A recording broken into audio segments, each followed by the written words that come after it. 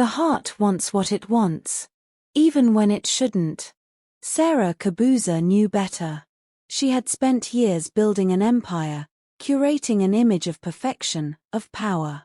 She was the woman every man desired and the woman every woman envied. But what they didn't know, what no one could ever know, was that Sarah was walking a tightrope between the life she had created and the one mistake that could ruin it all. Tonight, that mistake had a name. Mandla Jere. As she adjusted her diamond bracelet, the dim glow of her penthouse reflecting in the glass of the floor-to-ceiling windows, her phone buzzed on the sleek marble counter. A message flashed across the screen. "I need to see you." Her stomach clenched. Of course, he needed to see her. Mandla always needed something. A stolen moment. A whispered promise. A reminder that what they had, what they could never fully have, still burned between them like an untamed fire. Sarah exhaled sharply, pushing the phone aside as she walked to the bar and poured herself a glass of red wine. She should ignore him. She should let him go. But when had she ever been able to resist him? Sarah Kabuza had everything, or at least that's what it looked like from the outside. A thriving luxury interior design business, a collection of high-end properties across South Africa, and a wardrobe that turned heads in every boardroom she entered. She was the kind of woman who could turn an empty space into a masterpiece, commanding millions for her work. But beneath the polished exterior was a woman living a double life, one that teetered between ambition, love, and the gnawing fear of ending up alone. Her mornings were a carefully orchestrated performance. She woke before the sun, sipped green tea in her silk robe, and reviewed client portfolios before stepping into her luxury SUV. The business world respected her, and her clients trusted her eye for perfection. But when the deals were signed and the contracts sealed, Sarah returned to a home that was too big, too empty, and filled only with echoes of the life she had built. Her love life. A beautiful disaster. Sarah had spent years chasing the perfect relationship, but perfection had always slipped through her fingers like sand. There was Thabo, the safe and predictable businessman who adored her but left her heart unstirred. Then there was Kwame, the passionate artist who made her feel alive but came with chaos she couldn't afford. And now, there was Mandla. Mandla Jere was every woman's dream, a powerful attorney with a jawline that could cut glass and a charm that could melt even the coldest heart. He was confident, intoxicating, and most importantly, unavailable. He had a wife. A wife who was everything Sarah was supposed to be, graceful, devoted, and blissfully unaware. But Mandla loved Sarah. Or at least, that's what he whispered in the dim glow of hotel rooms, his fingers tracing the curves of her back as if memorizing the shape of a future he could never truly have. And Sarah believed him. Or maybe, she just wanted to. She took another sip of her wine, her pulse quickening as she stared at the phone. She knew she should delete the message. Ignore it. But instead, her fingers hovered over the screen, tempted to respond. Because the moment she did, she would have a choice to make. And she already knew which one she would make. Sarah knew she was making a mistake, but she made it anyway. Her fingers moved before her mind could stop them. "Come over. 1 hour." The moment the message was sent, her heart pounded, anticipation clawing at her. She downed the rest of her wine and walked into her grand closet, eyes scanning the rows of designer gowns, silk robes, and heels sharp enough to pierce hearts. She chose a gold slip dress, the kind that clung to every curve, the kind Mandla loved. By the time the elevator chimed, signaling his arrival, Sarah's pulse was a drum in her chest. She opened the door to find him standing there, tall, dangerous, intoxicating. His crisp suit did nothing to hide the hunger in his eyes. "You shouldn't have called me," he murmured. "You shouldn't have texted me," she countered, stepping aside to let him in. The moment the door closed, Mandla was on her. His lips crashed against hers, hands gripping her waist, pulling her flush against him. The kiss was desperate, punishing, full of everything they weren't allowed to feel. Sarah moaned into his mouth, her fingers tangling in his hair, her body arching into him. "This is dangerous," he whispered against her lips. "So leave." He didn't. An hour later, they lay tangled in her silk sheets, bodies slick with sweat, breathing uneven. Sarah traced a lazy finger down Mandla's chest, her mind spinning. "What are we doing?" she whispered. Mandla caught her hand, pressing a kiss to her palm. "Losing ourselves." Before she could respond, his phone buzzed. His wife's name flashed on the screen. Reality slammed into her like a truck. Mandla exhaled sharply, sitting up, running a hand down his face. "I should go." Sarah forced herself to nod, but the ache in her chest grew. As she watched him dress, a cold wave of guilt mixed with the undeniable pull of desire.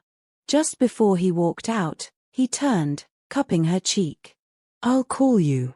But as the door clicked shut behind him, Sarah already knew. This wasn't over. It was just the beginning. Days passed, but the taste of Mandla still lingered on Sarah's lips. She drowned herself in work, redecorating lavish penthouses and reimagining boardrooms, but nothing distracted her from the anticipation that curled in her stomach every time her phone lit up. She had told herself that night was the last. That she wouldn't allow herself to slip into this dangerous web again.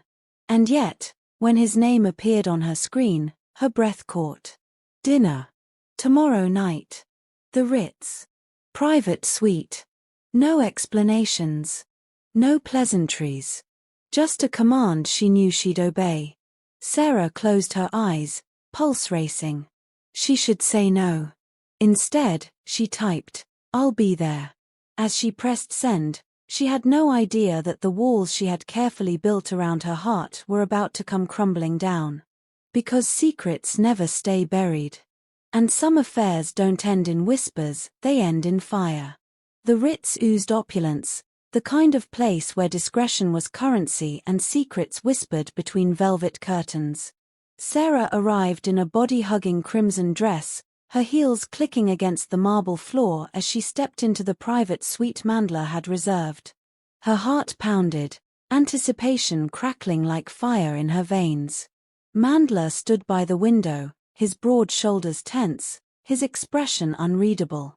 But when he turned, his gaze darkened with something primal. Hunger. Need. The kind that made her knees weak. "Sarah," he breathed, crossing the room in 2 strides. He didn't waste time. His lips crashed onto hers, claiming, devouring. His hands gripped her waist, pulling her flush against him, and she melted, her fingers tangling in his crisp collar. "This is insanity," she gasped between kisses. "This is inevitable," he corrected, lifting her effortlessly onto the dining table. Everything blurred: lips, tongues, hands roaming with reckless abandon. They fed on each other's desperation, the need to forget, to escape, to pretend that their world wasn't built on stolen moments.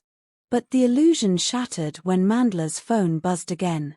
His wife. Sarah froze. The reality of what they were doing hit her like a slap. She pulled away, breathless, watching as he ignored the call and reached for her again. "No, Mandla," she whispered, stepping back. "This isn't who I want to be." His jaw tightened. "You think I can just walk away?" "I think you have to." The silence between them stretched, thick with unspoken words. Then, with a frustrated exhale, Mandla grabbed his coat and stormed out, leaving Sarah staring at the untouched dinner, her heart in shambles. Sarah tried to move on. She threw herself into work, surrounded herself with luxury and power, but the ghost of Mandla lingered.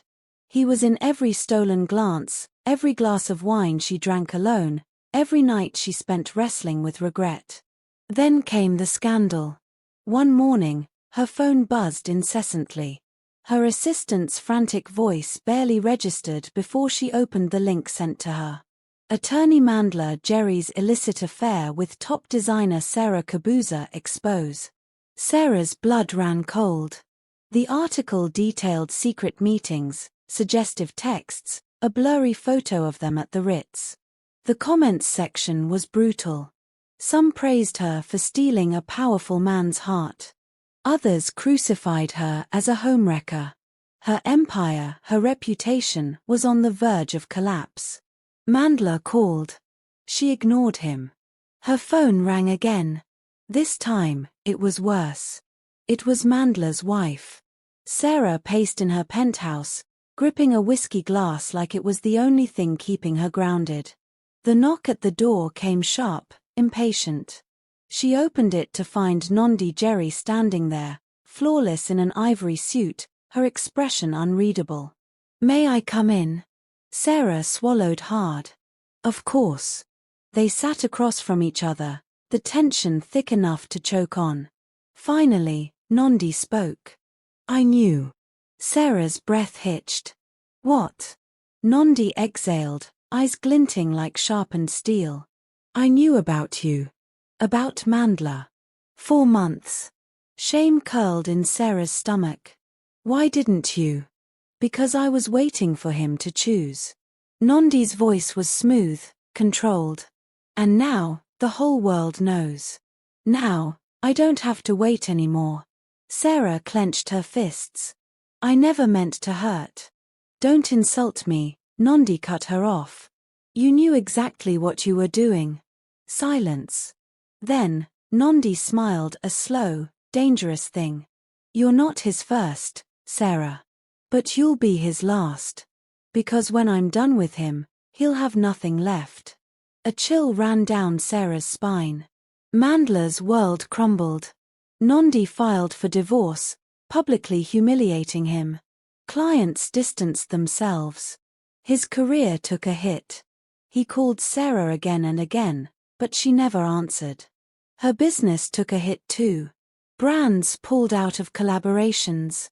Social media dragged her name through the mud. But Sarah was resilient. She wouldn't go down like this. She booked a flight to Paris. The night before she left, she sat on her penthouse balcony, staring at the city lights when a knock echoed through her empty space. She opened the door to Mandla. Mandla looked wrecked. His suit was disheveled, his eyes bloodshot. But Sarah held firm, arms crossed. "You're leaving," he rasped. She nodded. "I should have left a long time ago." He stepped closer. "Do you regret us?" Sarah hesitated. "I regret what we did.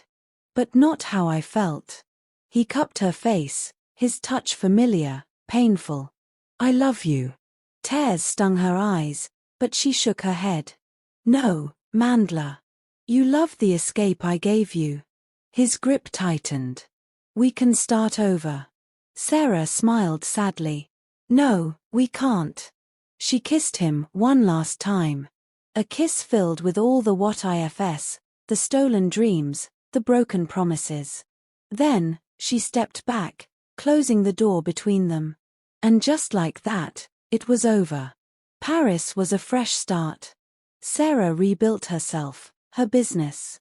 She learned to love the woman she saw in the mirror again. No longer someone's secret. No longer the woman waiting for a man to choose her. Months later, at a high-profile gala, a charming stranger approached her. Tall, confident, with an accent that hinted at London roots. "Sarah Kabuza?" he asked, extending a hand. "I've heard a lot about you." She took his hand, a slow smile curving her lips. "Have you now?" For the first time in a long time, her heart raced for something new. Months turned into a year. Sarah flourished. The scandal became old news, replaced by headlines of her latest successes. The past no longer haunted her, it strengthened her.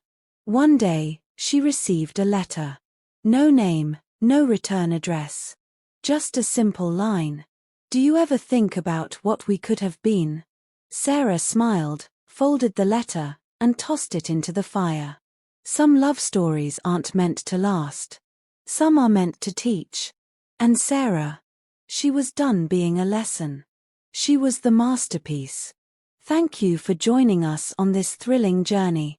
If you enjoyed the story and want more twists and turns, don't forget to subscribe and stay tuned to Echoes of Africa.